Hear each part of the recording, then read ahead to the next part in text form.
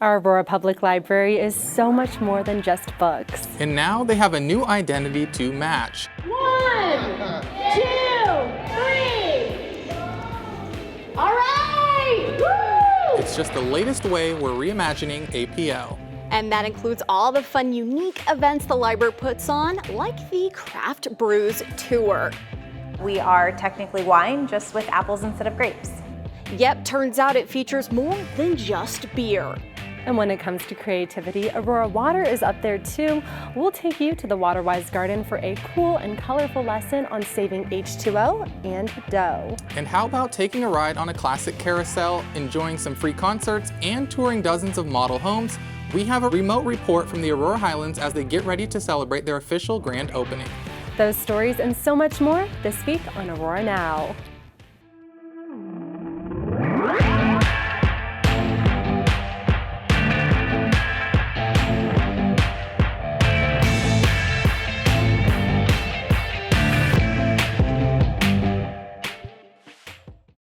Do you ever get a new look and feel re-energized? I know I do. Do you? Absolutely, all the time. Hello everyone, I'm Christina Rainey along with Blaine Robinson. Sometimes just one simple change can give you a whole new identity and help you and those around you feel so good. That's exactly what our Aurora Public Library has just gone through, and their new look is just one part of a whole new approach. Hey. All right! Woo! The new identity for APL is part of their broader Reimagine Aurora Public Library campaign they've launched over the past year. It's included everything from creating a more diverse collection of materials to the opening of the Chambers Plaza Library. Yeah! And even adding a new bookmobile. The new identity reflects the personality of what Aurora Public Library is today. A dynamic and energetic library system with fantastic programs and services in addition to great books. I do like the new logo because it's innovative, inspiring, and modern. The library's renewed energy is really making a difference in a lot of ways. 2022 saw the highest number of items borrowed in over a decade and the most ever digital checkouts, proving how valuable our libraries are. So the library is an important community resource because it's like a whole new world of just possibility, endless portals to different dimensions, realms, everything like that. APL's new identity features colors coming out of a bright light, and there's quite literally a new ray of light these days at the Aurora Public Library. The library's new identity is unique, but it's still part of the larger City of Aurora brand. Asher Murphy, who works in graphics for the city, came up with the great design, so thank you to him. Looking ahead, the rest of 2023 and 2024 will bring even more exciting things for APL. Yes, and that's because improvements are coming to the Talents Reach and Mission Viejo libraries, as well as a $2.5 million renovation to the Martin Luther King Jr. Library on Colfax. You can learn more about everything APL has to offer under the link at this week's show. And one other new addition to the library is this book, Rocket Rider. What might surprise you, however, is the author is only 10 years old. You may remember we told you about Ayla Anderson when she received the Amazing Auroran Award at City Council in May. Now she's donated 3 copies of her book to the Aurora Public Library. Ayla is a student at Buffalo Trail Elementary in Aurora, and this 88-page book was published earlier this year. Rocket Rider tells the story of Ronald, who must overcome being kicked off his home planet. You can find it on Amazon, where it has a 5-star review. Awesome job to Ayla, and I cannot wait to see what her future holds. Pretty incredible. It's really incredible. Very talented. Yes, the library loves to host unique events for all ages year-round, and there's one happening right now just for adults. It's the annual Aurora Craft Brews Tour. Miranda Christian joins us to tell us more about it. The Craft Brews Tour takes people all around town to 14 different breweries. The goal is to sample and enjoy Aurora's unique beers and to fill out this passport. We've been featuring the businesses taking part this year every week on Aurora Now, and not all of them are actually breweries. Let's go to Haken Family Cider this week. We are technically wine, just with apples instead of grapes. Hi, I'm Talia Haken. I'm the owner of Haken Family Cider. We're at 33rd in Peoria, about 5 minutes from the Stanley Marketplace. We've been open for 5 years. We make sparkling wine out of apples. Only 2 ingredients, apples and yeast, no flavorings, no additives, no sugars. I would say our signature is that we have no signature. We have no flagship product. We are very harvest-based, so whatever apples we get in the season, that's the cider we make. Since we don't add any sugar and we don't add any flavoring, what you're tasting is what that apple tastes like fermented. There is an incredible diversity of apples, even more diverse than wine grapes, and most people don't know that. We just know the 5 apples you can get at the grocery store. A reminder, we have all the breweries and wineries we've featured under the series tab on our website. A fun fact about many of these local places, a lot of them give back to the community through donations. And our Aurora Fire Rescue just got a donation from Planet Fitness to help keep our first responders in top shape. A splash of purple now decorates the gym at Fire Station 1. The nationally owned fitness center, Planet Fitness, just helped replace equipment at 2 Aurora Fire Rescue stations, helping our firefighters stay fit and ready to go. It's very important. Captain Mike Blanchard says crews are required to work out at least 20 minutes a shift, and most like to go an hour. He adds the equipment that was in here before was outdated and used. So this was a huge upgrade. I can't tell you how excited everybody was to get the treadmills, because the old ones that we had were probably 20 years old. And even though they had been maintained, they were rough. The donations from Planet Fitness help replace about $25,000 worth of equipment in the department. We will have people stay over or come in early now to work out. You saw the equipment at Fire Station 1. Station 7 was the other location that was part of this donation from Planet Fitness. The company tells me it was an honor to give the gear to AFR. They've been donating exercise equipment to fire departments all across the country. Generosity is always great to see. Thank you so much. Something else we love to celebrate in Aurora is our diversity. Yes, we do. And the city's annual signature event, Global Fest, is all about that. This year marks its 10th time, and it promises to be bigger and better than ever.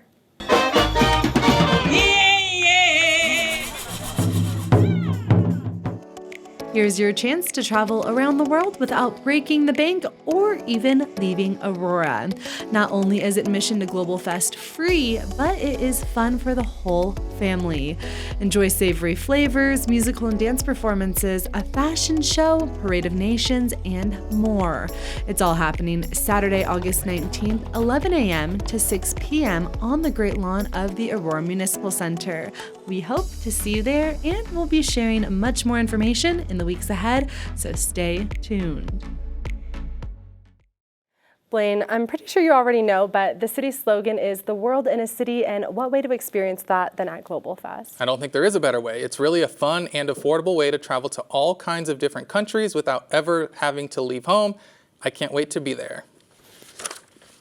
Our largest foreign-born population in Aurora comes from Mexico, but we also have a lot of people from other Latin American countries as well. And that's why earlier this year, the city launched this Spanish language Facebook page. The site provides information on city services, resources, and events. According to the 2020 census, Spanish is the second most prominent language here behind English. More than 20% of our residents speak Spanish at home, and about 8% speak it exclusively. The city's Spanish Facebook helps promote inclusion. It is part of the city's ongoing commitment to our immigration and integration plan, which launched in 2015. The plan recognizes the importance of Aurora's international population, and you can check it out online. The city is also looking to help those experiencing homelessness. Aurora is currently accepting proposals from nonprofits to operate the Aurora Regional Navigation Campus. It will be located on 2951 North Laredo Street, and that is just east of the Aurora Animal Shelter.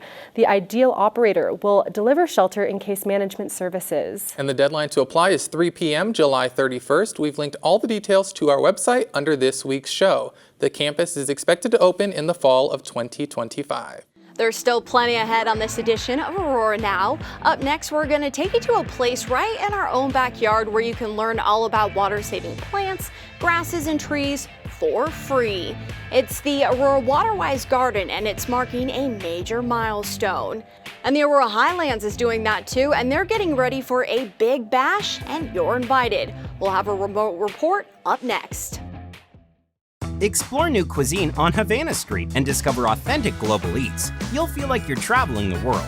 With over 100 restaurants offering dine-in, grab-and-go, or delivery, there is something for everyone from anywhere. So eat on Havana Street. Do you have a preschooler at home? 3- and 4-year-old children throughout Colorado may qualify for the Universal Preschool Colorado program, also known as UPK, which offers 10 to 15 hours a week of state-funded preschool. We are currently accepting applications for UPK at all 5 city preschools: Beck, Lowry, Meadowood, Summer Valley, and Village Green. Slots will be awarded on a first-come, first-served basis with fall 2023 classes beginning on Monday, August 14th. Participation in a pre-K environment rich in play, activities, learning, and positive social interactions helps students transition to elementary school with a solid foundation. Learn more about Aurora's involvement in the UPK program, qualifying factors, and the application process at auroragov.org/universal preschool or by calling 303-739-6878.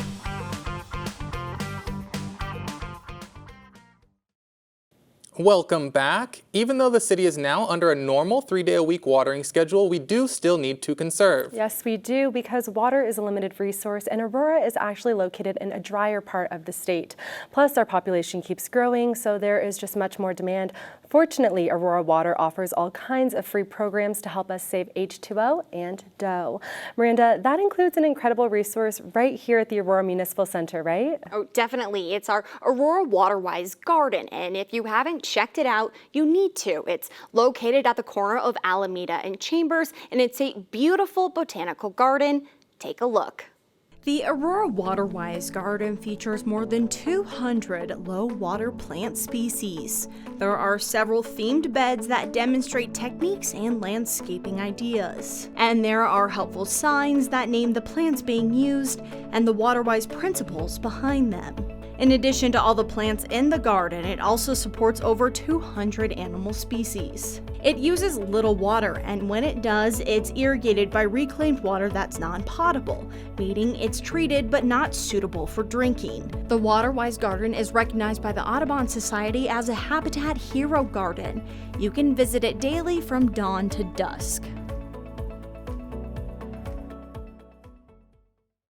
And another big honor for the garden, Plant Select just awarded Aurora Water this golden shovel for their design, vision, and education at the garden. Congratulations. This is a beautiful shovel, by the way. They let us borrow it for their show to share with our viewers. I definitely want a golden shovel. Right? No questions about it. Very well deserved. Aurora Water offers all kinds of tours and classes in the garden on top of the self-tours. Yeah, and the timing of that award is just too perfect, because in 2023, it was actually the 20th anniversary of the Aurora Waterwise Garden. We have linked more information about it and conservation classes under this week's show. Thanks, Miranda.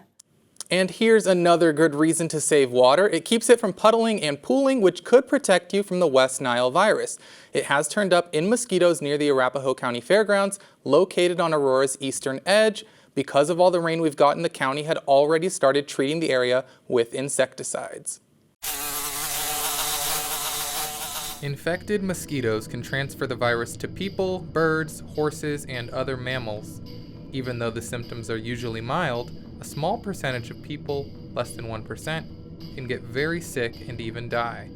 You're encouraged to take steps to limit your exposure to mosquitoes by wearing bug repellent with DEET, staying indoors at dusk and dawn when mosquitoes are most active, and drain standing water from things like puddles, flower pots, and pool covers. Symptoms of West Nile virus can show up anywhere from 2 to 14 days after exposure. They include headache, fever, and body aches for most people. Severe cases can lead to confusion, neck stiffness, and even paralysis. Very scary. Well, there's another potential pest in our yards that we want to keep an eye on. Yes, who knew something so small could do so much damage? We're talking about the destructive emerald ash borer beetle, and it's now been discovered in a small part of Arapahoe County. We want to show you a map provided by the Colorado State Forest Service and CSU. So if you take a look here, The emerald ash borer's first appearance anywhere around the metro area was in Boulder in 2013, moved up to Longmont in 2016. I remember doing stories about it back then. And then you'll see it was kind of just all over the northern metro area. No real concern down where we are. But just last month, you'll see way down here near Chatfield State Park, it did pop up in June. And because part of Aurora, although it hasn't been discovered here, is also in Arapahoe County, we wanted to make you aware of things that you should be on the lookout for. Here's what you need to know. The metallic green emerald ash borer is tiny. Adults are only about ½ an inch long, so smaller than a dime. They lay their eggs on ash trees, and then their larvae, which is their immature stage, hatch and feed on the inner bark of the tree. That prevents it from getting water and nutrients and eventually kills it.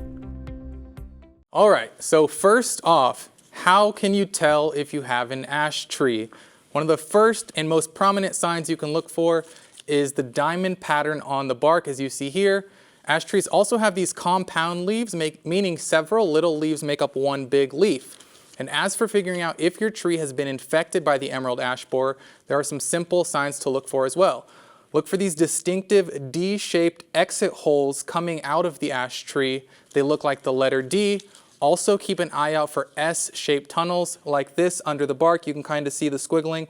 That's where the larvae have made their way through the limbs, through the tree, and have basically zapped it of all its water and nutrients, which will effectively kill it. And then watch for woodpeckers. They love eating the emerald ash borers. So if you have a lot of woodpeckers around your tree, that could be a very troubling sign that you have the little destructive beetles there. So hopefully that was a ton of really useful information, and we just encourage people to check out their ash trees if they have them. Yeah, who knew? Well, I'm sure what everyone at home is wondering, I'm wondering, how do we protect these trees? Yeah, there's a couple ways. You can get them treated with an insecticide, or you can remove them entirely. Arapahoe County has a website set up with much more information, and we have linked it to ours.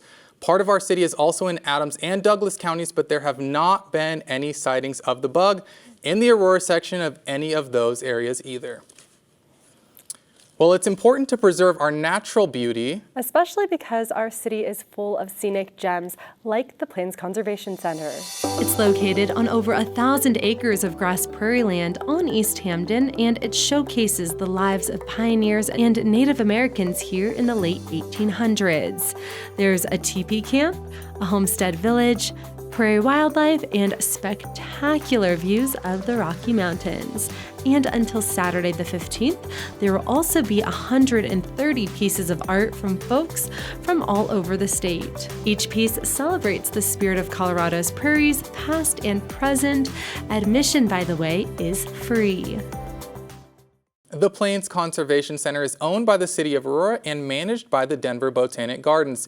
Did you also know the center is home to all kinds of animals, from pronghorns and prairie dogs to donkeys and sheep? Yes, I actually did know that because I met a donkey there once, Maria and Paco, so cute.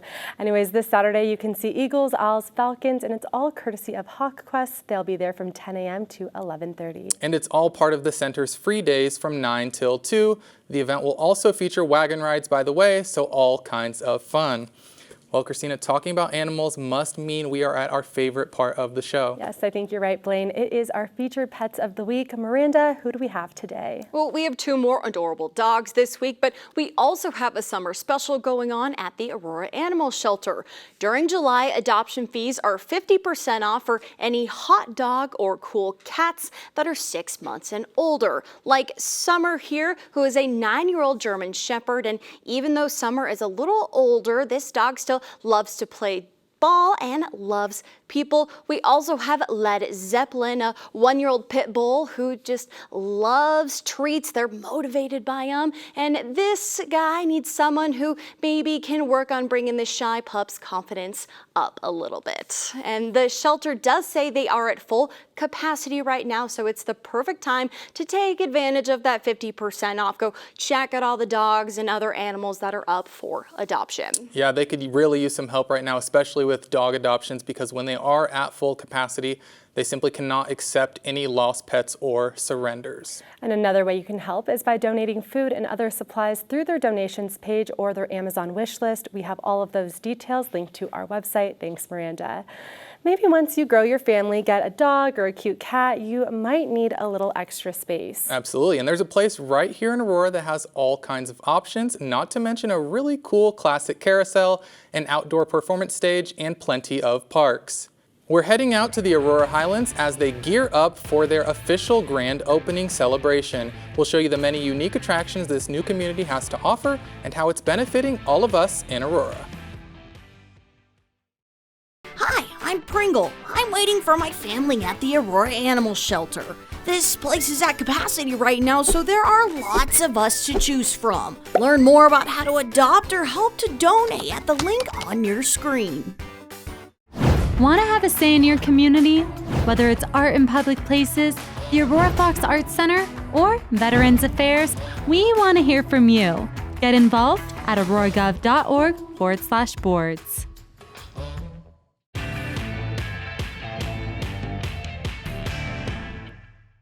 You've probably seen it driving along E470 in Aurora. It's one of the metro area's biggest, newest, and most unique communities. All kinds of brand new homes, parks and trails, schools, a performance plaza, even a carousel, and that's just part of what the Aurora Highlands has to offer. It's a 4,000-acre master planned community going up on the eastern edge of our city near the airport. A quarter-star dedication ceremony for the Aurora Highlands took place in November of 2018. And now the development is gearing up for an official grand opening ceremony, and you're invited. In addition to being able to tour 31 model homes, you'll also be able to see some of the community's many other features. Here to tell us more about the Aurora Highlands, the principal developer Carla Ferreira is joining us. Thank you so much for being here. Thank you. So aside from the sheer size, what makes the Aurora Highlands so unique? What makes the Aurora Highlands really unique is that this is a master plan that the Denver community hasn't seen yet. We haven't seen anything like this since Highlands Ranch.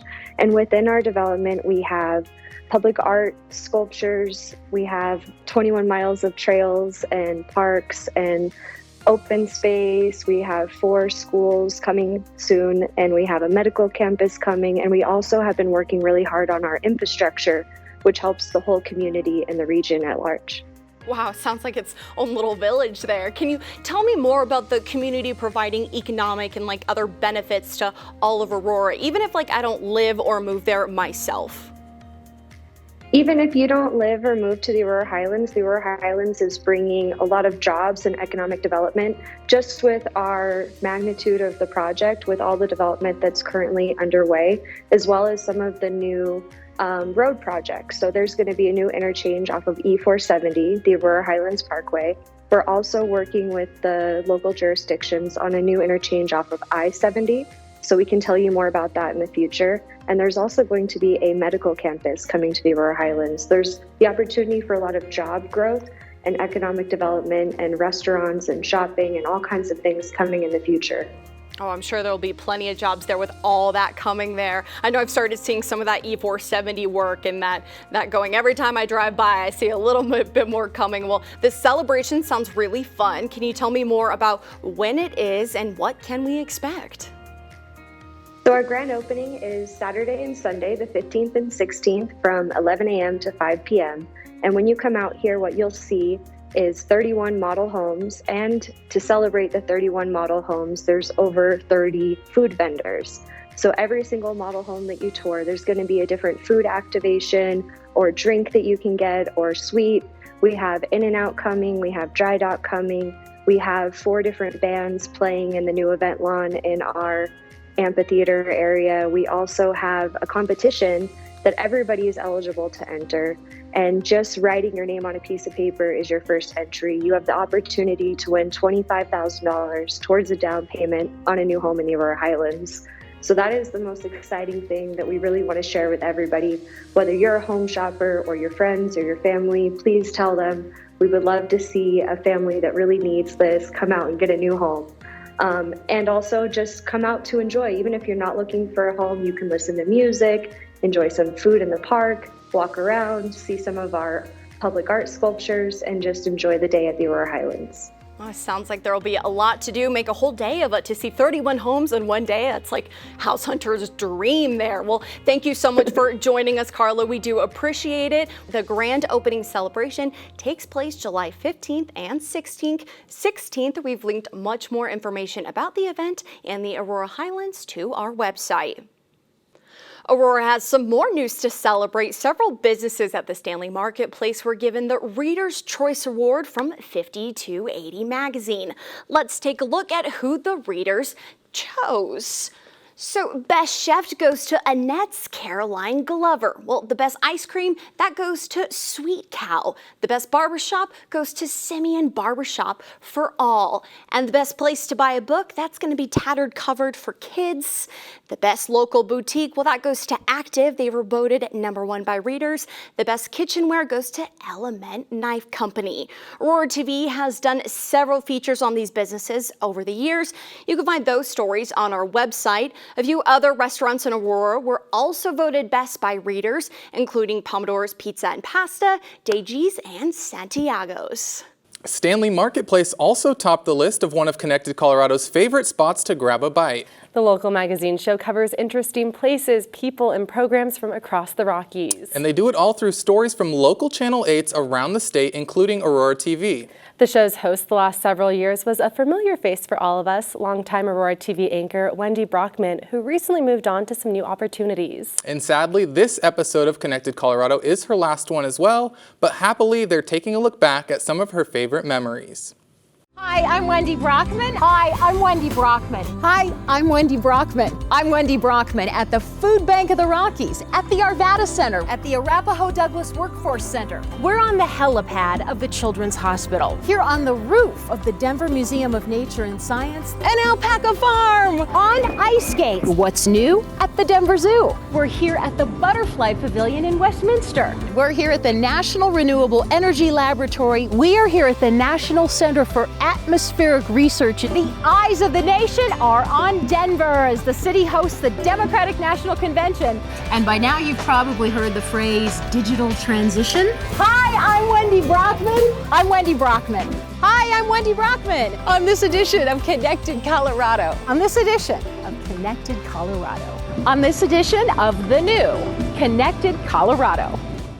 You can catch the full Connected Colorado retrospective episode on Aurora TV as well as our website. The next show with their new host, former Channel 9 anchor Gary Shapiro, will begin airing in September.